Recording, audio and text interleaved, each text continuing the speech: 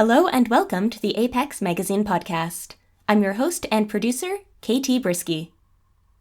What's up, listeners? It's good to be back. I missed you guys. How's it going? Have you had a good month? I hope so. And I hope that our American listeners had a very good Thanksgiving. You know, we do have a lot to be thankful for. We have each other, and we have cool stories, and we do not have horrific gravitational abnormalities. I'm just saying, black holes, they're a scary thing. On a totally unrelated note, I am very pleased to present this month's story, Behind Her, Trailing Like Butterfly Wings by Daniela Tomova, narrated by Dave Robison. So sit back, relax, and let's get into episode 53.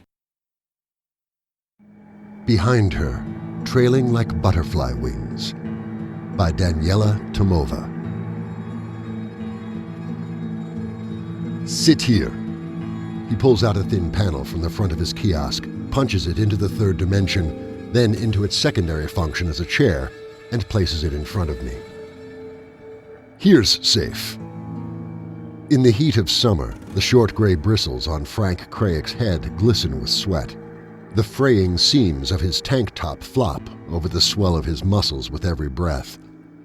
Seating himself, legs wide apart and stable against his own rickety chair, he waits patiently as I take out my notepad and pencil. Behind him, the mud-green kiosk squats, just as solid over its lightweight skeleton, waiting like a huge dog, eyes as big as chairs.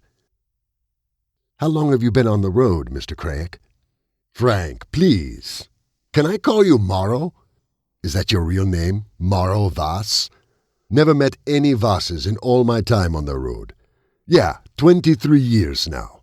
I was one of the first followers. That's what we call ourselves. I know you Oasis people. You are settled, right? From one of the Oases, you still have your house and everything?" I nod. If he noticed the involuntary glance down to where his dusty, sweat-streaked bare legs bracket my new shoes, his face doesn't say anything. "I know you call us road people, but we're not here for the road, yeah. We're following her." I finger the velveted edges of the photo in my pocket to assure myself it's still there and hidden. A boy stops by Frank's kiosk, and he gets up to sell him some charge. "The kids say Seekers now, don't you?" He turns to the boy and nods encouragingly. The boy shrugs and stares at the battery graphic filling up on his screen, his face blinking bright blue in the dusty shade of the kiosk. "I guess it sounds more urgent or noble, like they are achieving something. But they were born on the road. They don't really know why we walk. Well, they do, but they don't know it in their hearts. They did not take that decision, yeah.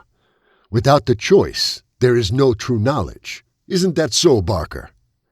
The boy turns toward me and scratches his raised eyebrow, giving me a conspiratorial look under his palm.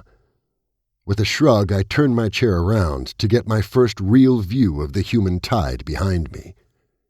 Right now, Frank's kiosk sits, for visibility, as he had explained in his instructions over the phone earlier today, on a small, flat-topped hill, the first real feature in the landscape after weeks' worth of walking. To the right of us, snaking down from the horizon and through the grassland like a prehistoric river, the road carries us its silt of people. Floating islands dissolve into dots, and dots grow into people as they scale the gentle slope of the hill. They flood the small natural platform in front of me and flow over into the dark clavicle of a cliff whose burnt yellow scowl monitors the timeless steps. The faces flood my brain, too, and lose their meaning the same way a word repeated a dozen times does. I turn my chair around. The payment is some small metal items I cannot identify, and 2 handfuls of pebbles fished out of the boy's pockets. Frank sweeps the metal bits into a box of jangly miscellanea, counts and packs the pebbles carefully, logs them into a small paper notebook, and returns to his chair. A knot of people jostles the back of my chair, and I pull closer to the kiosk. Watch your back. It's some middlers passing now. Look at...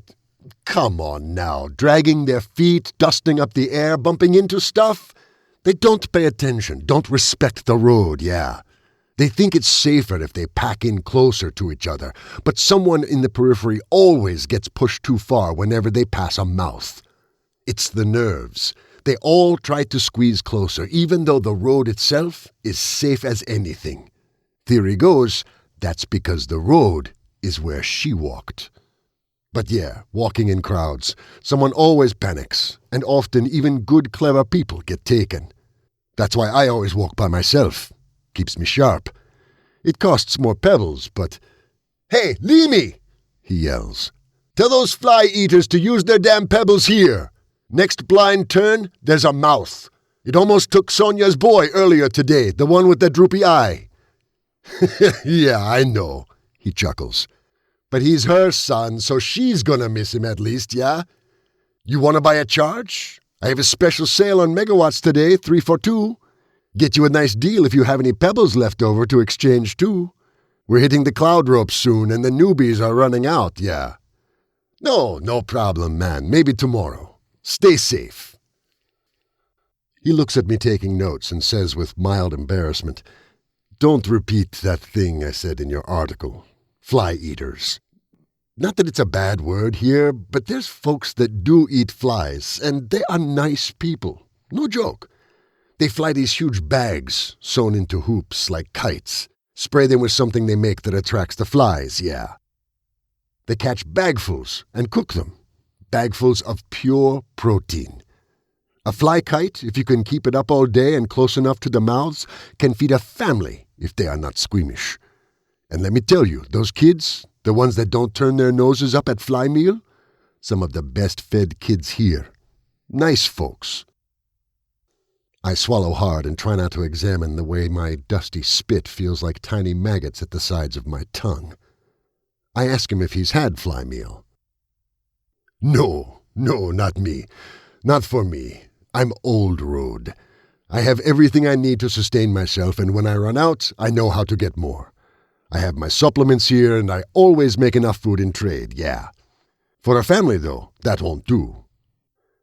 I ask if he had a family before he left for the road. No, I don't want to get started talking about befores right now. His face closes off. It's draining to remember how things were in this heat. Didn't you want to ask me about us here, yeah? Isn't that what your article is about? I say yes, my newspaper is running an entire series on the road people, as we call them in the oases. We are interviewing a crosscut of the entire road society. Merchants, arbiters, enforcers, gatherers, hunters, new parents, even children. Why they choose to walk, what they think of the wandering woman. Do they believe she is real? Merchants, arbiters. He laughs. Hunters. What are we, a club for medieval reenactments? We don't have merchants and arbiters. We have people who are trying to live. I sell things because I have solar panels and I am clever with people. Lika over there. Hey, Lika! Just flips out if someone steals from the newbies. She has poor impulse control and is a bit of a brawler. She's a good person, though. We don't have a calling or a career. We are just dealing with the world dying for as long as we can keep from dying ourselves. The kiosk buckles and shudders. A gust of hot wind suddenly kicks sand in my eyes, and I rub at them frantically. Through shards of pain, tears, and flashes of knuckles, I see the sun set over Frank, and then rise again, and set and rise and set and rise, as the big wind turbines lining the road pick up the evening wind, and the shadows they cast down speed up their clockwise rotation. We move the chairs around to keep the sun and blistering wind at our sides, and for a few minutes we both retreat into our own thoughts. Periodically rubbing my inner lid, I rearrange the questions in my pad. I throw some out, rephrase others. I move the picture last. Well, next to last. In the heat, the blood beating in my head reverberates against the soft woomph, woomph, woomph of the turbines. Frank gets up to sell electricity to a small group of families, and I stretch, lock hands behind my head, and look around. For as long as I've been aware of the road, I have imagined it desert quiet. In my head, beaten, drab people miserably shuffle onward, huddling against each other. Mouths snarl at them in the voice of swarming flies. Road urchins scrabble and skirmish. I used to write maudlin, juvenile poems about it. Born in the year when the wandering woman was first noticed, growing up in a time when fences crept out like ivy over my small town-turned oasis, I fancied myself born under the sign of the road. I was that kind of child. The kind of child who sat cross-legged atop the desk in his bedroom, looked out the window to see the mouth over the neighbor's house grinning at him like a shark through its red buoy dentures, and wrote about lost lives and real suffering, and drew crocodiles who wore daylight as a cloak, and sharks with red plastic teeth eating sun rays. The kind of child who obsessed. The real road accepts no obligation to my romantic notions. In the bud of evening, the air around Frank's little kiosk rattles with the everyday activities of people. Yells, laughter, negotiations. Children plead for money with their parents and bolt towards a man selling God knows what candy under a shower of "Jaya, no running, how many times?" and "Marie, you share that with your brothers." At the hillcrest, small groups of people, phone in hand, are sitting down to rest and plan the next leg of their walk. A girl exclaims in her phone and points the screen at another. Her sister? A friend? A pregnant woman stands up, dusts off her clothes, tosses a large backpack on her shoulder, and heads off onward. Endless strikes of feet beat the rock-hard road harder into the ground and polish its marble-smooth red surface, stroke by stroke. I imagine how it will look in 10 years, if there are any people left to look, this new kind of rock created by its own unique biogeophysical process. The sun inches slowly towards the horizon, and the shadows of the giant power turbines creep away from it and over the road, combing the flow of people like the hair of a titaness. One of the shadows catches my eye for a second, before I realize why, and jump away from it, crashing to the ground in my flimsy chair. The noise dries off. Suddenly, everyone around the kiosk is frozen. Frank is frozen too, and he is yelling at me to tell them what I saw. His yelling is getting fainter and fainter and more meaningless over the roaring of my own blood, and I don't think anyone can hear me speak over the roar, and I have no voice to shout, so I can only point. I point beyond the road, on the far side from the kiosk, to an ordinary patch of grassland identical to any of the other ordinary patches of grassland around it. Foxtail beaten gold by the sun sluggishly tick-tocks in the breeze. Amid the dried-out brush and weak trees, wildflowers open up thirstily like mouths to the sky. Small worlds over which the sun sets and rises hastily in the shadows of the turbines as they spin clockwise. Except for the shadow I am pointing at, which, fainter and slower, is rotating counter-clockwise. Even before I can pull up, first myself, then the chair, space is efficiently cleared for two men who approach the edge so cautiously that they appear to be feeling their way forward by the way the air moves around their bodies. Still jerky with adrenaline, I sit down facing them. My breathing is ragged and hiccupy, but the pen twitches in my hand like a whisker. I get to see road stalkers in action. One of the men, short-haired, tall and gaunt in his patina-fringed suit, elegant save for the baggy pockets, tosses a pebble at the shadow. The pebble cuts a clean arc through the air and disappears at the very edge of the road. Then, a second before, a shimmer, like mirage over hot asphalt, hovers over the spot. I blink and try to adjust my perception of the sequence of events, but the more I try to align them, the more my head hurts. It's as if the hit has created event ripples reaching out backwards and forward in time, and my brain is not fit to consolidate the information. Through the stabbing pain behind my eyeballs, I ask Frank if he knows what would happen to a human taken by such a mouth. Keeping his eyes on the scene, he just shakes his head. The men mark something on their phones and throw another pebble, and another, pacing a semicircle on the road nearest to the shadow.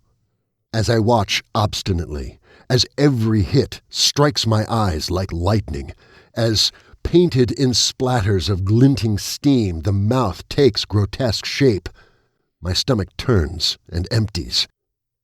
I notice others convulsing and throwing up, while their companions lead them away and on.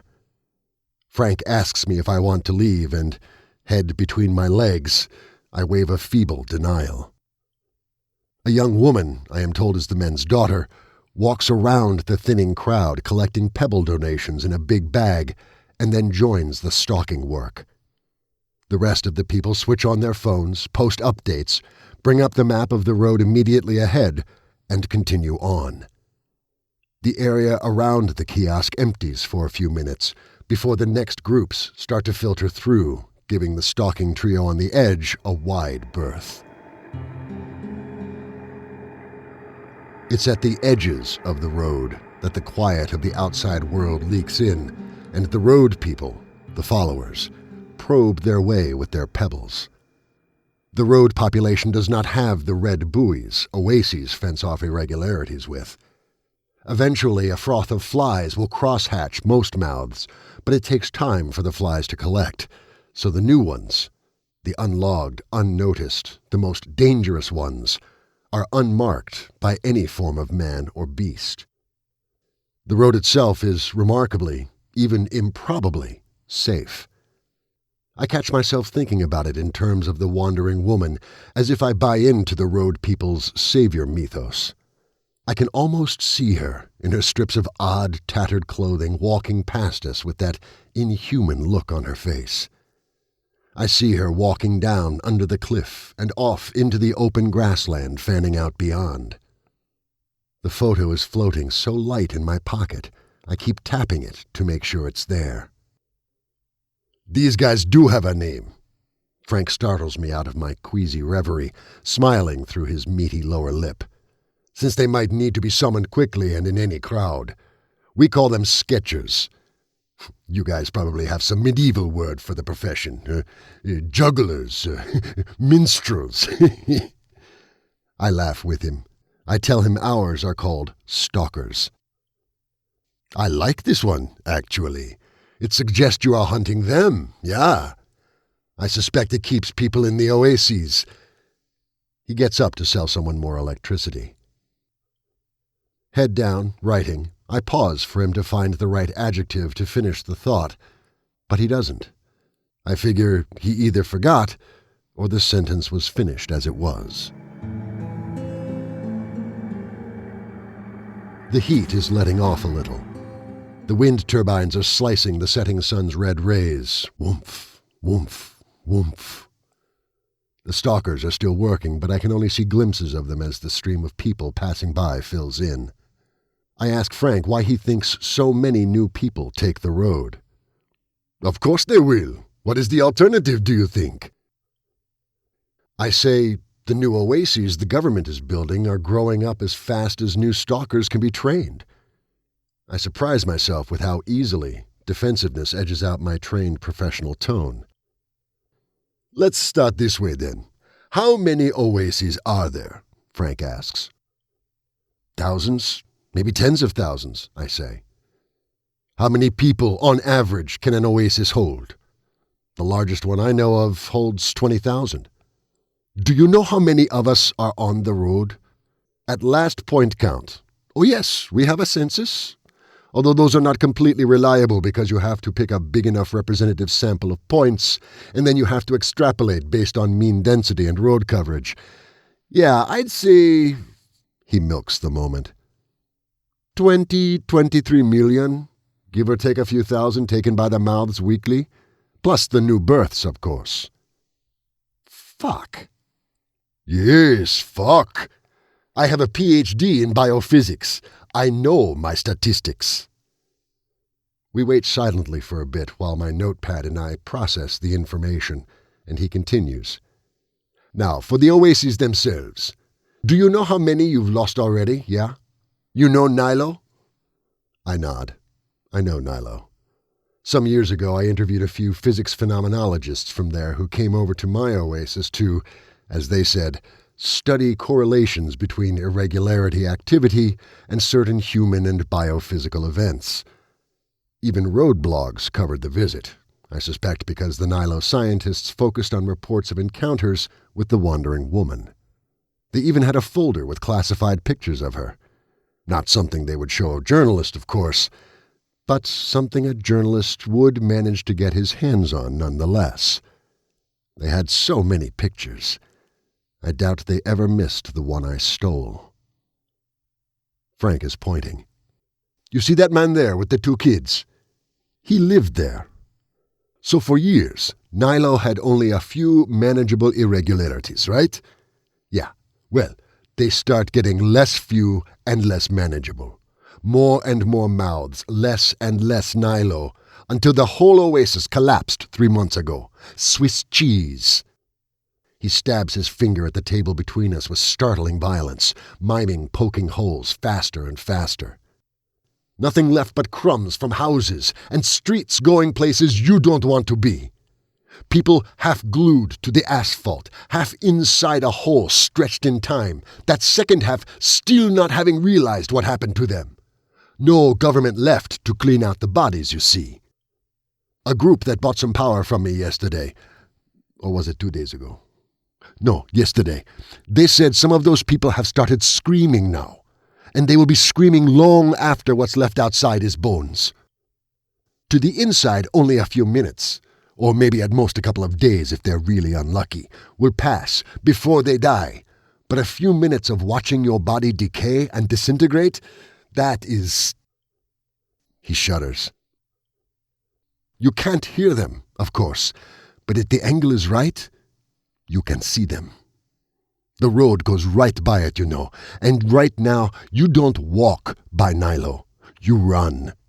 Purgatory, that's what it is. I am still writing, but no longer processing. What's being done then? What can they do? He shrugs. But what can they do? Which they? Nothing? I don't know. The road is safe. She walked through here, and mouths cannot open where she walks. Do they know where she went? Or where the road is going? How do they know where to go? We followed the news. His face dives into his phone and surfaces with a road feed, one of many, with eyewitness reports and a few blurry photos. I know some here think she is either made up or used by the government to keep people walking and away from the oases. But that's mostly just new ones who joined after they lost their homes. They are, I get it, bitter and cynical, yeah. They see the photos and the articles streaming to their phones, every few days from a different location, but not too far away from the day before, and they think the flunkies are trying way too hard, right?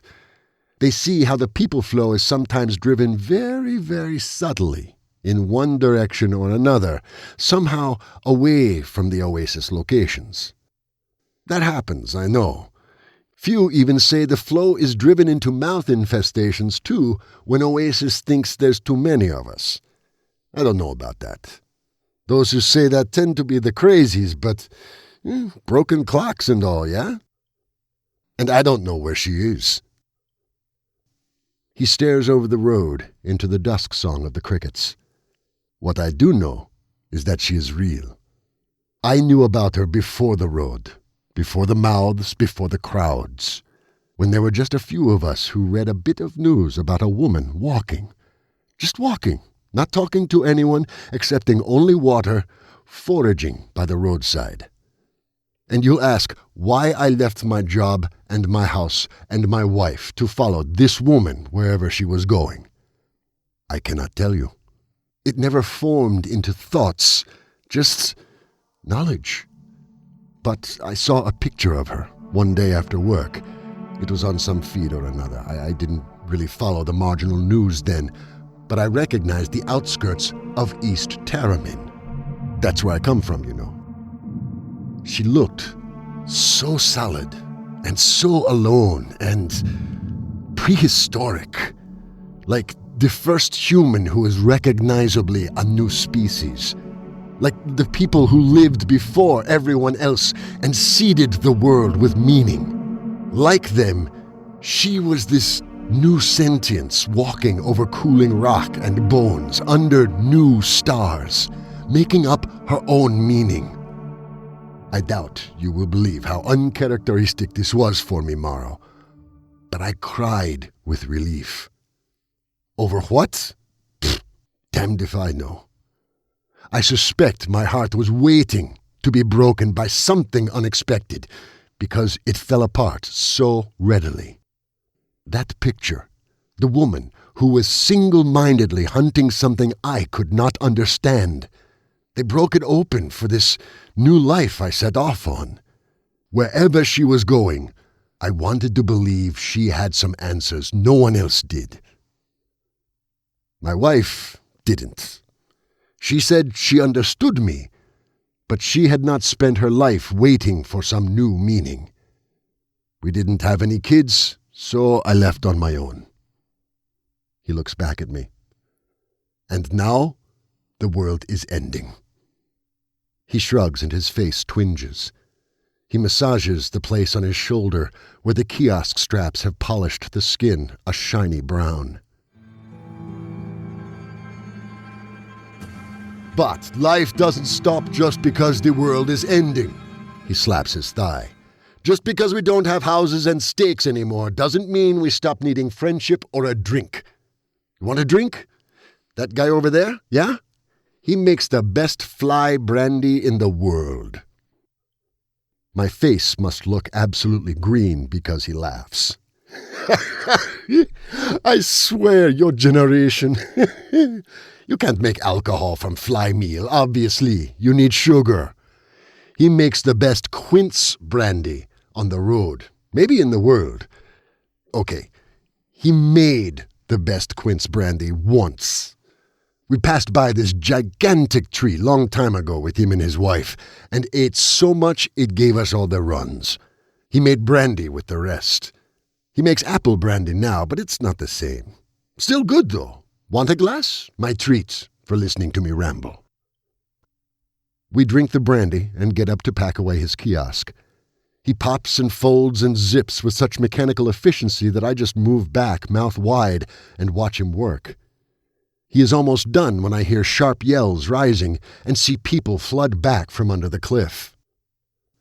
I told them. Frank slams the kiosk-turned backpack shut, wiggles himself between the giant shoulder straps, and lifts. This better not be the same mouth I warned them about. We look down over to the side of the cliff where two men's legs have given out from under them and are now floating over their heads.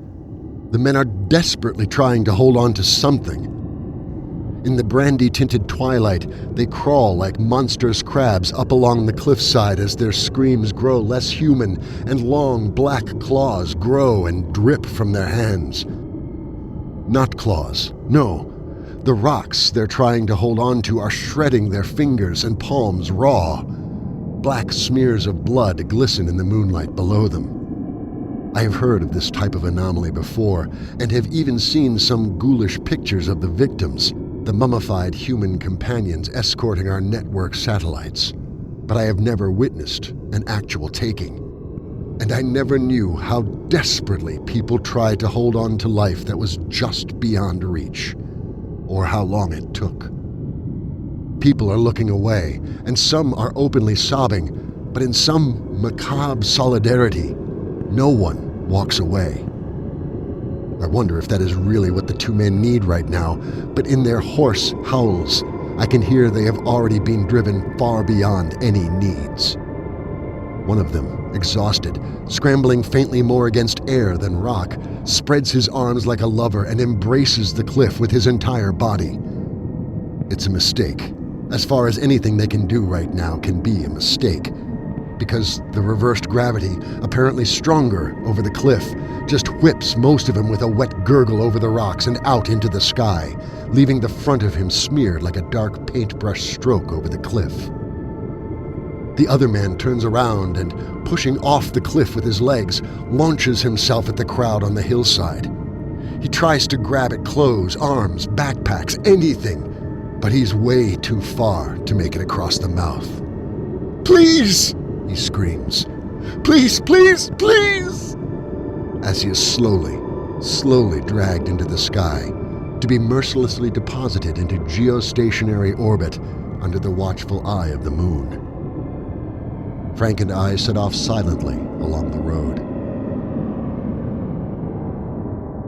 I walk out of the cliff shadow into the moonlight. My breath catches. A choppy, star-strewn river of people flows across the plains and pours over the horizon. The briefings from my editor, all the faces who passed by me today, the numbers Frank gave me, even the horrors I saw. Nothing drowned me like this river. And I can't see them now, but I know they are there, the mouths crouching along the road like starving dogs. I recall a documentary I saw as a child. I can't really remember the whole thing or even whether it was on TV or online. I only remember the shapes and movement. 2 crusty eyelids and a snout float in a muddy river. 2 jaws launch out of the water in a violent spray and drag a struggling, doomed gazelle into the bloody foam. As a child, I wondered why the gazelles didn't go to the other river, the safe river. Then my mother explained there was no safe river for them. Where the gazelles went, the predators went with them. That is why, she quickly added, seeing my terrified face, we humans built our own rivers, our own houses and cities, to keep safe from the predators. They still found us. My phone rings. I have half an hour before pickup. I pocket the phone next to the picture and ask Frank if he thinks he'll ever meet the wandering woman. "I don't know. I hope so. I still hope to see a real picture of her again, to know she is still walking ahead of us. The double they have found, you know her? They keep posting pictures and interviews with her. She looks nothing like the woman. But it works, keeps people moving and alive. Well, mostly. But we'll be walking long after the oases have collapsed." "Maybe," he laughs like an old friend. "I'll see you on the road one day and spot you a few megawatts." I shouldn't show him the picture, but I do. I take it out and ask him if this is her. He looks at the photo and a smile spreads on his face like warm butter under a knife. "That's her! Where did you get this?" he yells out and then looks again. I can see the exact moment he notices it, and the smile creases and sours. "Where did you get this?" My heart breaks for him, but I tracked him down here for another reason. I say, "I got it in East Terramin. I was born there," I say, "in a small suburb called Terramin Woods, with charming walls of crumbling masonry, parks turned to weed, and houses neatly handed down from one generation to another, which meant few people ever left, even after the mouths started appearing. So few, in fact, that pretty much everyone I knew growing up still lives there, even those who work downtown. Now that I think of it, I only know 1 or 2 people who left for the road. I guess you Oasis people have your stories as well," Frank says, looking straight ahead, speeding up slightly so I have to raise my voice to talk to him. "One of them lived right across the street from us," I say. "He left when I was very young, but I remember his wife talking about him a lot. My mother and I used to go see her every week. As a child, I thought the neighbors visited her so often because she was so interesting. She could keep a conversation going for hours, and, importantly to us children, her husband left for the road, which made him a mythical figure. But as a grown-up, I know what loneliness looks like, so I assumed the grown-ups of them had recognized it too. Her name was Rhea. Kids were not on a first-name basis with adults then, so we called her Mrs. K. Frank stops in the middle of the road, and I stop with him. Behind the bristles, his face falls slack and wrinkled, skin ashen against the glossy pink of his eyes. I feel like throwing up. Over the years, with smuggled bits of information from people who knew him, I have built up 1,000 images of him, and I was ready to tell my story to any of those laughing, callous, imaginary Franks. The real one is now standing broken before me, and I am not ready. But he needs to know. I remember this bright yellow dress she had, I say. So bright, it looked like sunshine. I think she was wearing it when the mouth opened up in her house, over the living room where she was probably sitting and reading, ready for the doorbell to ring. She was always sharply aware of that doorbell, even when the house was full, like she anticipated it a second before it rang. I told her once that she had a doorbell super sense, like the superheroes in the comic book I was currently flipping through. Their house was a library of old comic books. But that her powers wouldn't help with monsters much, and she laughed. "It's not the doorbell." She mimed elbowing me from the kitchen where she was making green frosting for the Space Invaders cupcakes I kept asking for. "It's people super sense. I sense the people outside the door, and then they always ring the bell. It's what people do when they want to come in." I stopped for a little and let Frank, eyes closed, breathe in her words.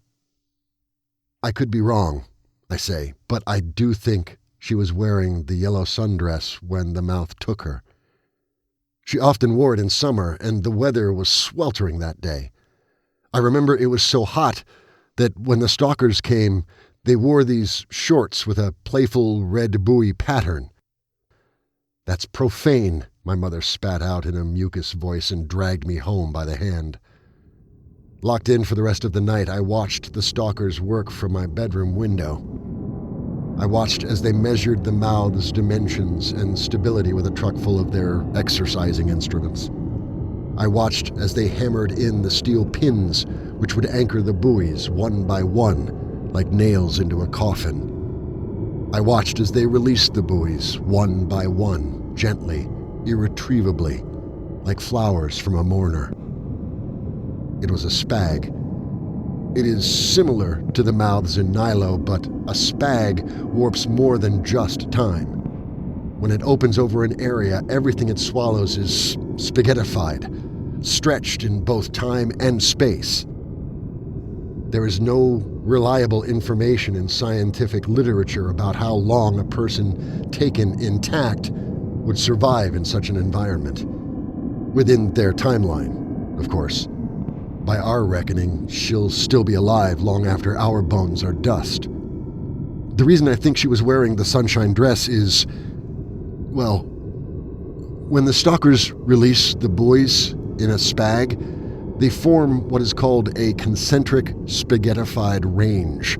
From the outside, it looks like a red fence of beams meeting far, far, impossibly far inside the hole. They don't meet, of course. It's just a ring of floating plastic. I spent years wondering if she saw the buoys rise around her one by one, if she knows what that means, if she is in there, terrified right now, alone, surrounded by red buoys, waiting in a crumbling house. I shake off the thought and continue. Anyway, I say, at night, it is not that easy to see, so I didn't notice it until I looked out my window the next morning. But by day, a sun-yellow beam is clearly visible among the red ones. It's still there. I know it because I still visit her once a week. I go to the porch, stand safely behind the buoy fence, and chatter about the news, waiting for her to sense that someone is outside. I used to drive my mother crazy when I was a kid. I don't know why I still do it. It's not like I have any scientific basis to think she can still feel people outside, or that she still needs a visit. Frank drops the backpack on the road and sits down with his back against it and arms still in the straps. He buries his face between his legs. My car is here, but I don't know what to say. I'm sorry, I say. He shakes his head. I get on the car and it lifts off over the crowd. From the air, all mouths have the same characteristic shimmer, like mirage over hot asphalt, that is rarely seen from the ground. Looking down, I see them hover over the moonlit plain, a sea of jellyfish cut in half by the road. I spot the cliffside mouth, the one which took the two men, and just beyond it the small one under the turbines. I notice an undercurrent, something that looks like a new mouth forming farther down along the road, but it's probably far enough from the edge to be of any danger, so I did not ask my colleague to land the car so I can warn Frank and his people. Before I pocket the picture, I look at it again, trying to see it with Frank's eyes. Here she is, a dark-haired young woman, bare shoulders and legs. Some strips from a short-hair coat are wrapped around her body with no particular pattern. The picture, taken by a hobbyist's drone, shows mostly the top of her head, an uncreased forehead looking straight ahead, and a stride unmistakable for anyone who has seen real footage of the wandering woman. And then the eye moves from the woman's head down to her back, and then to the shimmering pattern of spots emerging from her back and fanning out over the landscape behind her, trailing like giant butterfly wings, shimmering like a mirage over hot asphalt. I look down at the road. Frank is moving now. I see his backpack threading its way against the flow of people. I see the shadow of the cliff swallow him and spit him back out over the hill, on his way through the grassland against the horizon from which the crowd is spilling out.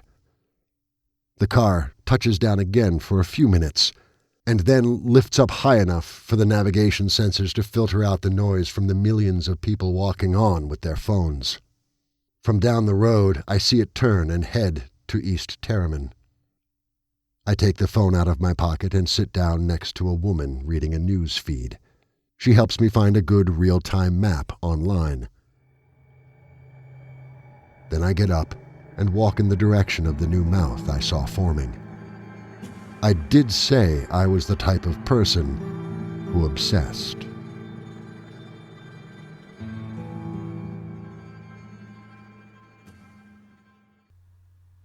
Daniela Tomova was born in the ruins of countless civilizations and experienced firsthand yet another empire fall when she was only 8 years old. Her surreal, animal-filled childhood lives in stories which, while true, have nonetheless earned her the nickname Keyser Söze. She left her home country to study business at The Ohio State University, and soon enough she found herself peddling data throughout Europe just to make a living. Daniela draws her inspiration from the visceral folklore of the Balkans, the surrealism of Russian science fiction, the dreams of Ray Bradbury, and the delirious, severe beauty of Northern Norway. She lives in an abandoned airport in Oslo, Norway, with her partner and their cat. Dave Robison is an avid literary and vocal alchemist who pursues a wide range of creative explorations. A brainstormer, keeper of the buttery man voice, pattern seeker, dreamweaver, and eternal optimist, Dave's efforts to boost the awesomeness of the world can be found at the Archivos Podcast Network, the Vex Mosaic Ezine, and through his work at Wonder Things Studios. He's currently shepherding 2 projects into the world: Archivos, a story mapping and presentation tool, and Manifest, a board game combining the positional strategy of chess with the fantastical diversity of Magic the Gathering. You can find Dave and his many projects at www.archivos.digital and www.facebook.com/archivosstories, and facebook.com/manifestgame. What's up, listeners? I bring news from the Apex Book Company. That's right, Apex Publications is holding an open novel and novella submissions period in January 2018. Particularly looking for dark sci-fi, but dark fantasy and horror are always welcome. So, if you have a manuscript, you can send it between January 1st and January 31st. However, before you submit your thing, it is very important that you check the submissions guidelines, and you can find those at www.apexbookcompany.com. Music in this podcast included Night of Chaos, Deep Noise, Ghostpocalypse 1, The Call, Shadowlands 4, Breath, and Thunder Dreams, all by Kevin MacLeod. Find out more at www.incompetech.com. This podcast is copyright 2017 under Apex Publications.